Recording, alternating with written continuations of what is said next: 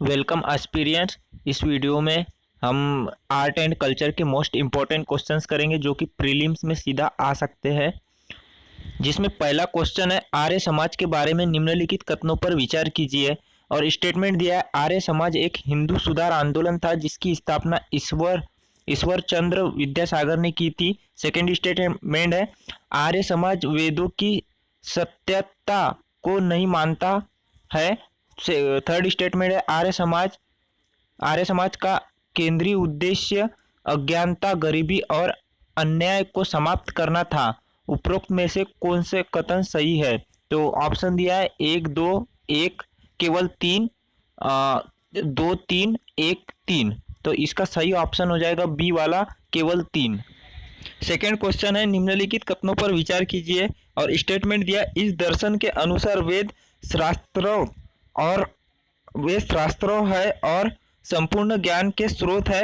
और second statement है, धर्म का अर्थ है वेदों द्वारा निर्धारित कर्तव्यों का निर्वहन करना। और थर्ड स्टेटमेंट है, यह दर्शन न्याय वैशेषिक दर्शन को समाहित करता है और वेद ज्ञान की अवधारणा पर बल देता है।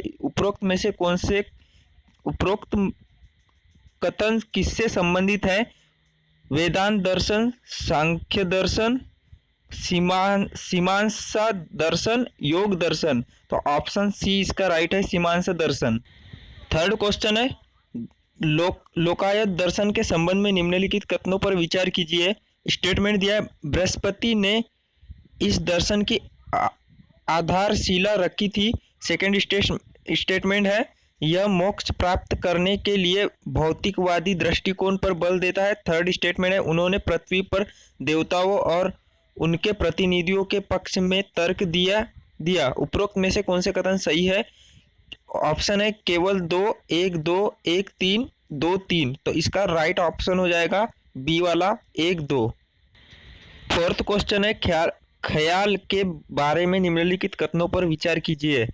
और इसका स्टेटमेंट दिया है, इस शैली की उत्पत्ति का श्रेय अमीर खुसरो को दिया जाता है। सेकेंड स्टेटमेंट है, ख्याल संगीत में आलाप को ध्रुपद की अपेक्षा अधिक स्थान दिया गया है। और थर्ड स्टेटमेंट है, आमतौर पर ख्याल बंदिश की थीम रोमांटिक प्रकृति की होती है। उपरोक्त में से कौन सा कथन सही है? ऑप्शन दिया है केवल 1, 1, 2, 1, 3, 1, 2, 3। तो इसका राइट ऑप्शन हो जाएगा सी वाला, 1, 3। पांचवा क्वेश्चन है, मधुबनी पेंटिंग के संबंध में निम्नलिखित कथनों पर विचार कीजिए। स्टेटमेंट दिया है, यह लोक चित्रकला की एक शैली है जिसका उल्लेख रामायण में मिलता है। सेकेंड है, परंपरागत रूप से मधुबनी पेंटिंग उंगलियों और टहनियों का उपयोग करके बनाई गई थी। थर्ड स्टेटमेंट है, वे चमकीले रंगों का उपयोग करते हैं। और उपरोक्त में से कौन सा कथन सही है?